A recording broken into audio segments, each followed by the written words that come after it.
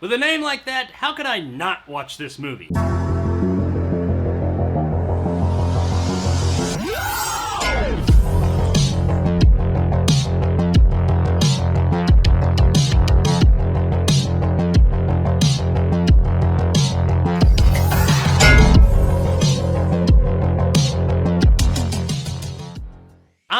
Electric Lampshade is brought to us by director John Clayton Doyle and stars Doug McCorkle, Regina McCorkle, and Caesar Valentino. Okay, so this is a bit of an odd movie. It's presented as a documentary, which part of it is, but it is also a narrative. The promotional materials call it a docu-narrative. Now what that means is that half the movie is like an actual real-world documentary, and the other half is a fictional narrative. Now supposedly that fictional narrative is inspired by true events, but I don't know how much license they took with what really happened. Basically, this starts out as a documentary about a 60-year-old accountant named Doug McCorkle who is about to retire. Now, Doug is really straight-laced. He looks like what you would imagine a 60-year-old accountant would look like. He's really low-key and he keeps to himself. But unbeknownst to everyone around him, Doug has quite the love for music and performing. And upon his retirement, he decides, I'm gonna be a rock star. He goes to a special performance finishing school in the Philippines to learn how to perform. Now, many of the other students in this school are drag queens, so you can imagine how the straight-laced 60-year-old accountant and these people being put in the same room to do these performances works out. Well, you think you can, but Doug is really in his element here. He loves every minute of it. And we pretty much follow his journey from there. We see him get some gigs, we see him explore himself in performing, and we just hear about this guy's life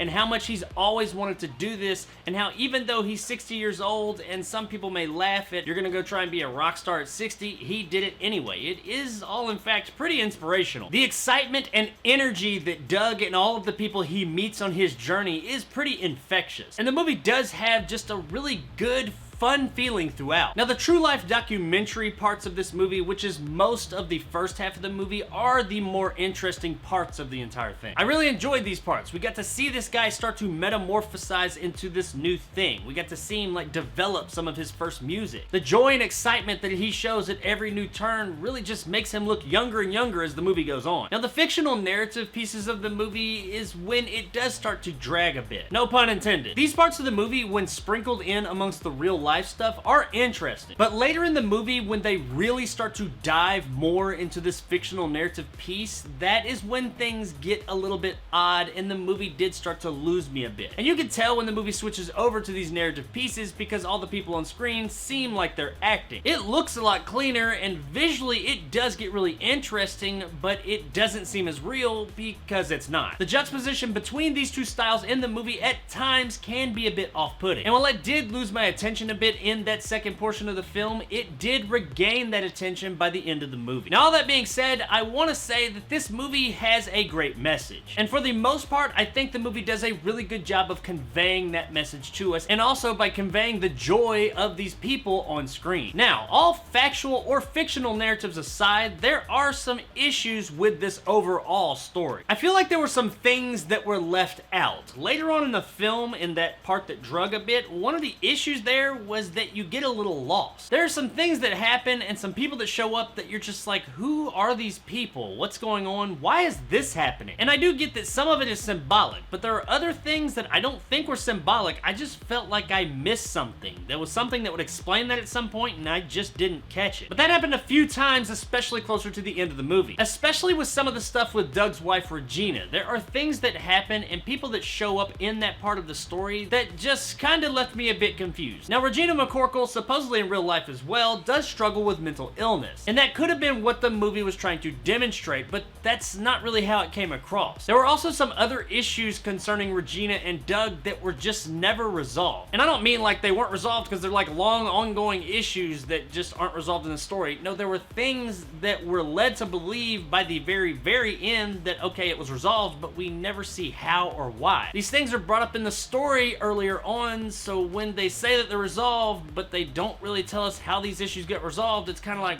why was it even brought up if you weren't gonna show us how they figured this whole thing out? I don't know, it was a little odd, and it is one of the things that took me out of the movie in that second part of the film. Now, I gotta say, the best part of the movie, in my opinion, would be the character of Sin Andre, played by Cesar Valentino. I don't know if this is a persona that he takes on in real life or not, but I do know that these parts of the school that Doug goes to, that Caesar's character runs, isn't real. Whether it's based on a real place or not, I don't know, but I know that this that we see in the movie, that stuff is part of that fictional narrative piece. But I didn't care because this was probably some of the most entertaining pieces of the movie, and Sin Andre as a character was just awesome. I want this character in more stuff. I mean, RuPaul's Drag Race needs to call this guy right away to be a guest judge. Guys, I'm an Electric Lampshade was a really interesting and entertaining little movie until they start to dive a bit too much into that fictional narrative side of things. Overall though, I did have a pretty good time with this movie, and it is really inspirational. While the narrative does get a bit messy in the second half, it does come back around and get you for the end. It's a really good looking movie with a great message, and some of the people that we meet along the way are really interesting and entertaining. And even with its faults, you can't help but feel pretty good as this movie goes on, and it is absolutely worth streaming. Across the street.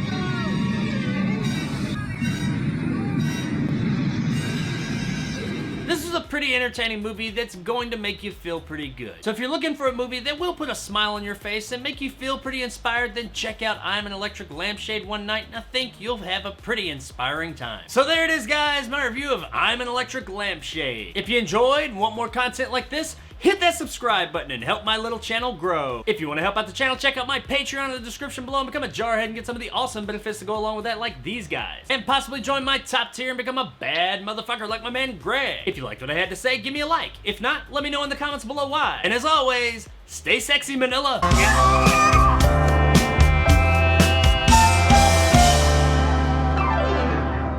It doesn't look much like a corporate accountant anymore. So if nothing else, this movie offers you the opportunity to see a 60-year-old accountant tripping balls. So I mean, what else do you need to know? Who doesn't want to see that? Oh, just me? Oh well, to each his own.